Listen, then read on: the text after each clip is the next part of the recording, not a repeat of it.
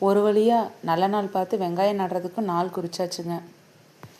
பூமிக்கு கீழே விளையிறதெல்லாம் கீழ்நோக்கு நாள்லையும், மேலே விளையிற வெள்ளாமையெல்லாம் மேல்நோக்கு நாள்லையும் விதை நட்டால் தான் நல்லா காய்க்குமாங்க. அதனால் வெங்காயத்தை கீழ்நோக்கு நாளில் தான் ஊனணும்னு சொன்னாங்க.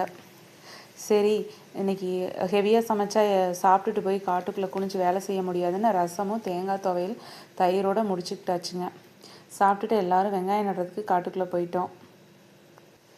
வெங்காயம் நடும்போது ஒரே தான் தண்ணி எடுத்து விட்டுட்டுலாம் வெங்காயம் ஊன முடியாதுங்க.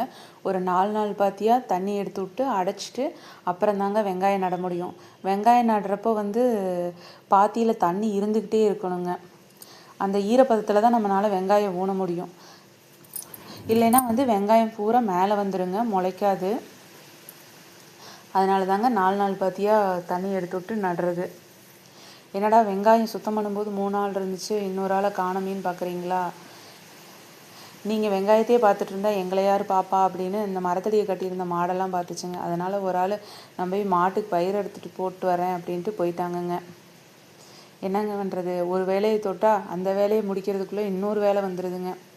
அப்புறம் மடை நிறைய தண்ணி இருந்துச்சுங்க. இந்த மாதிரி தண்ணி நிறைய வச்சுக்கிட்டு தாங்க வெங்காயம் நட முடியும். இந்த வருஷம் வெங்காயம் அதிகமாகலாம் போடலைங்க. சும்மா வீட்டு செலவுக்கு இருக்கட்டுமேனு ஒரு பெரிய வயலாக ஒரு வயல் 1.5 வயல் இருக்குங்க. அந்த அளவுக்கு தாங்க வெங்காயம் நட்டுருக்குறோம். இந்த வெங்காயத்தை நட்டு முடிக்கிறதுக்குள்ளேயே சாயந்தரம் 3-3:30 ஆயிடுச்சுங்க. கடைசியாக வெங்காயம் நட்டதுக்கப்புறம் பார்த்தா காடு இப்படி தாங்க இருக்கும்.